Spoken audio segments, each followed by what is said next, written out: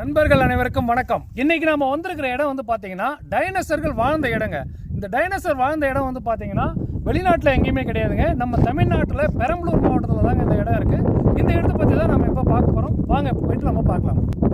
இந்த இடம் கரெக்டாக இருக்கிறது வந்து பார்த்தீங்கன்னா பெரம்பலூர் மாவட்டத்தில் நம்ம பெரம்பலூர்லேருந்து திருச்சிக்கு போகிற வழியில் ஆலத்தூர் கேட்டுன்னு ஒரு இடம் இருக்குங்க. இந்த ஆலத்தூர் கேட் அப்படிங்கிற இடத்துல இருந்து பார்த்தீங்கன்னா காரை என்ற ஊருக்கு போகிற வழியில் வந்து பார்த்தீங்கன்னா இந்த இடம் இருக்குங்க. காரை என்ற ஊர்லேருந்து பார்த்தீங்கன்னா ஒரு 4 கிலோமீட்டர் நீங்கள் தள்ளி வந்தீங்கன்னா மெயின் ரோட்லேயே உங்களுக்கு இந்த இடத்த வந்து நீங்கள் பார்க்கலாம். இப்போ இந்த ரோட்டுக்கு 2 சைட்லேயுமே பார்த்தீங்கன்னா இது மாதிரி இடம் இருக்கும் பாருங்கள்.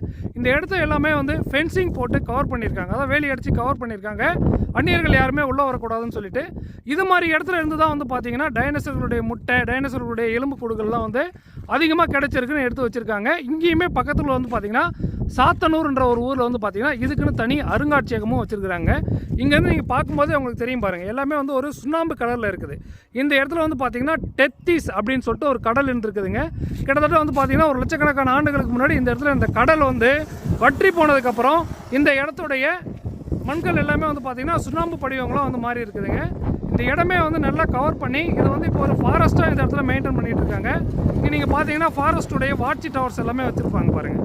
இது எல்லாமே வந்து பார்த்தீங்கன்னா இது மாதிரி ஒரு ஏரியா நம்ம தமிழ்நாட்டில் வேறு எங்கேயும் இல்லைங்க.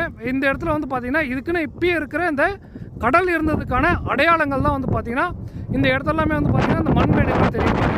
இந்த இடத்துடைய லிங்கையுமே நான் கீழே டிஸ்கிரிப்ஷனில் கொடுக்குறேன், கூகுள் மேப் லிங்க் கொடுக்குறேன். நீங்கள் அதை கிளிக் பண்ணி பார்த்தீங்கன்னா உங்களுக்கு இந்த இடம் தெரிய வருங்க.